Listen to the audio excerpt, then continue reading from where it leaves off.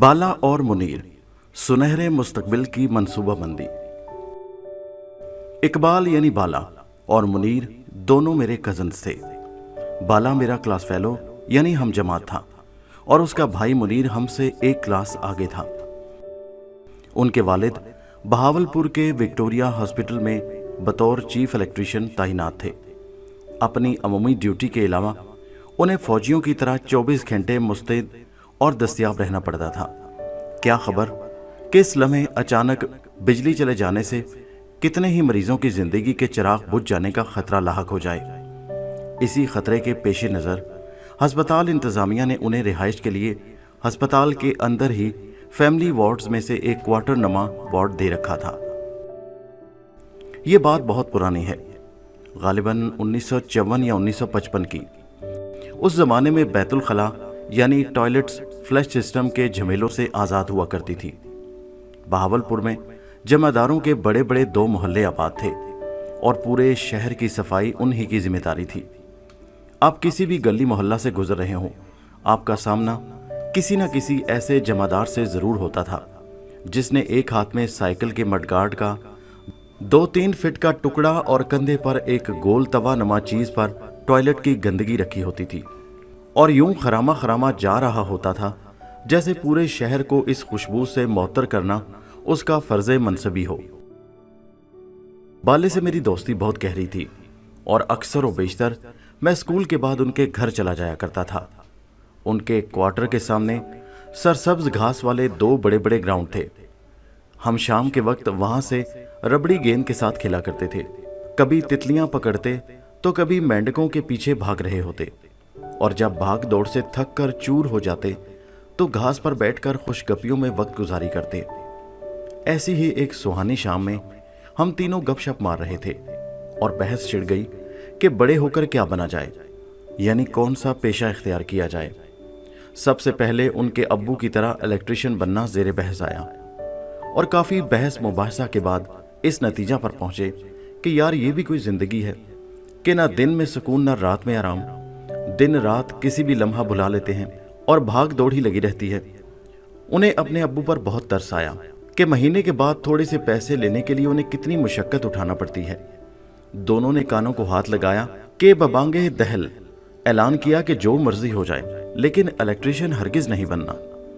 इसके बाद मेरे वालिद का गोल्ड स्मिथ का पेशा, इसके अलावा एक एक करके दीगर बहुत से पेशे जेर बहस आए, लेकिन हर पेशे में मौजूद कुछ न कुछ खामियां हमारे इरादों की राह में सदे सिकंदरी की सूरत में आन खड़ी हुई।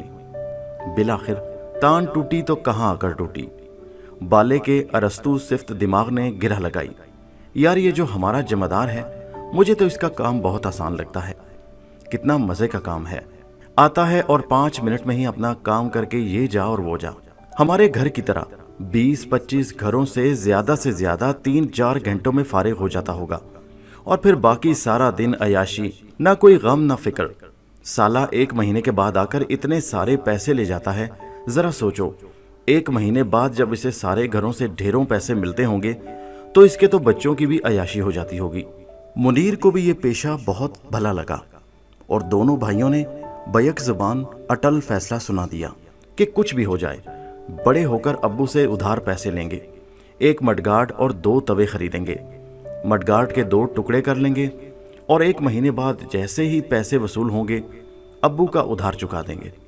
फिर सारी जिंदगी अयाशी ही अयाशी। मैं बगलोल बच्चा खामोश तमाशाई बना उनकी गुफ्तगू से लुत्फ अंदोज हो रहा था और दिल ही दिल में सोच रहा था कि ये दोनों भाई कितने सयाने और दूर अंदेश हैं और मैं कितना बुद्धू कि मुझे कभी ऐसा ख्याल क्यों ना आया। बात कुछ कुछ मेरे दिल को भी लगी। फिर सोचा कि इन्हें 1-2 महीने देखूंगा, अगर ये मुतमईन रहे तो मैं भी यही कर लूँगा। अभी इस नतीजा पर पहुँचे ही थे कि उनकी अम्मी ने आवाज़ देकर बुला लिया। वो दोनों तो अंदर चले गए और उनकी अम्मी, जिन्हें मैं खाला कहता था, उन्होंने मुझे अपने पास बिठा लिया। थोड़ा इधर उधर का हाल अहवाल लेने के बाद मुझसे बेइंतहा शफकत और प्यार से पूछा कि मकबूल, तुम लोग बड़ी देर से ग्राउंड में बैठे क्या बातें कर रहे थे। मैंने इस ख्याल से कि वो अपने बच्चों की दूरअंदेशी से बहुत खुश होंगी उन्हें अलिफ से लेकर ये तक सारी राम कहानी सुना दी। वो भी अल्लाह बख्शे बहुत साबिर खातून थी انہوں نے مجھے ٹوکے بغیر نہایت تحمل سے میری ساری بات سنی اور پھر کہا، جا مقبول، اب گھر چلا جا، تیری ماں انتظار کر رہی ہوگی۔